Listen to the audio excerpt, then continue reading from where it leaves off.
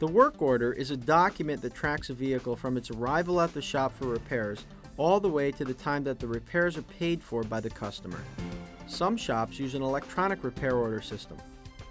The work order is divided into several sections.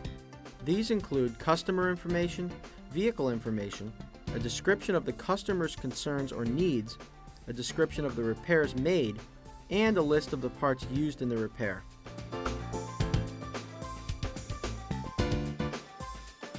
The customer information section contains customer contact and billing information.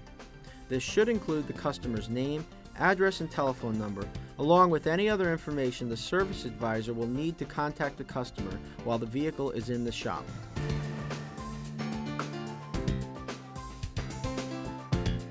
Information about the vehicle should include the year, make, and model. It should also include the mileage and the vehicle identification number. The vehicle identification number can be found in the driver's side lower corner of the windshield on all cars sold in the United States after 1980. All VIN numbers contain a combination of 17 numbers and letters.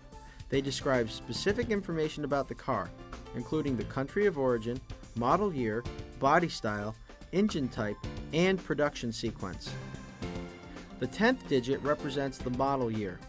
In this example, the 2 indicates it is a 2002 model. The 8th digit indicates the engine type.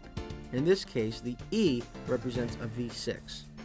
A reference guide found in the service manual helps decipher the letter and number codes. The last 6 digits represent the production sequence. This information may be helpful in obtaining the correct parts for the vehicle, especially if changes were made during the model year.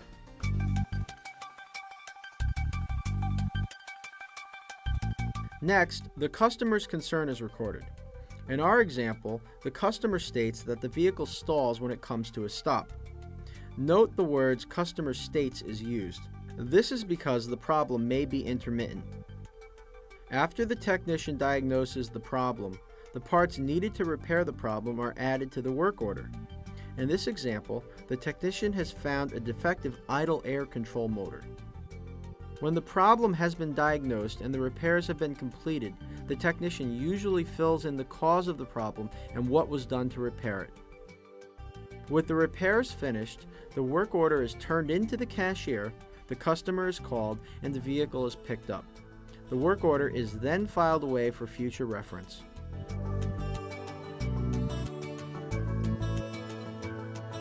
One of the most important aspects of vehicle service and repair is locating and using service information. This information includes the vehicle history, repair information, specifications, and technical service bulletins. The most common methods of delivering this information are a service manual or a computerized service information system. Most manufacturers publish both printed and computerized manuals. Several independent companies also offer printed and computerized information. One advantage of using a computerized system is that it can be updated easily. Most systems are updatable by CD, DVD, or via the Internet.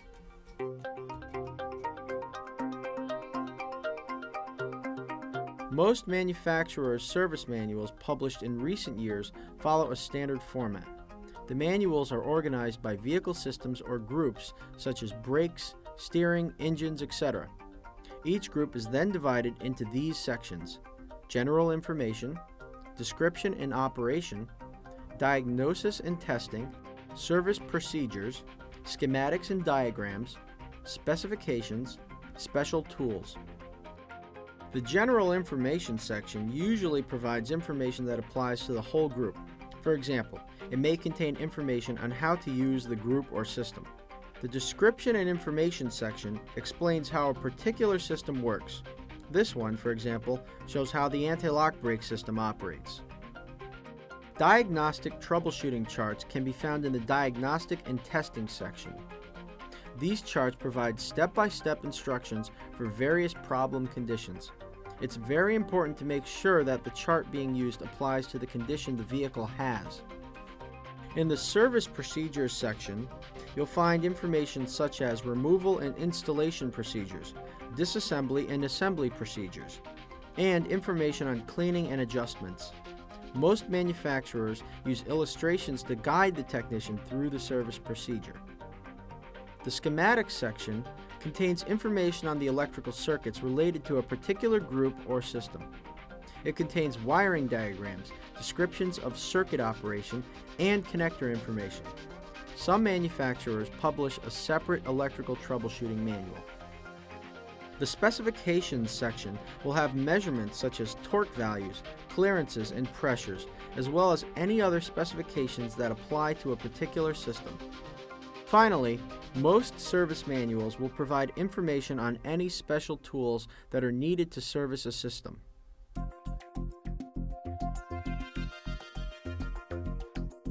Technical service bulletins, sometimes called TSBs, are issued by vehicle manufacturers to help automotive technicians diagnose and repair problems reported by consumers and repair shops.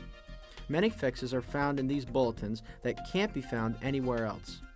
Service bulletins are categorized into areas such as general information, warranty information, technical information updates, and recalls. General information bulletins contain information pertaining to a system or vehicle.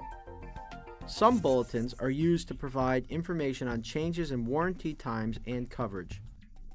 Technical information bulletins are very useful to the technician. They provide updates to service procedures and repairs that were not available when the service information was published. Automobile manufacturers issue official safety and emissions-related recall notices to inform vehicle owners of car defects that have come to the manufacturer's attention. Recalls may also suggest improvements that can be made to improve the safety of a particular vehicle. This recall work is usually performed by a car dealer at no charge to the customer.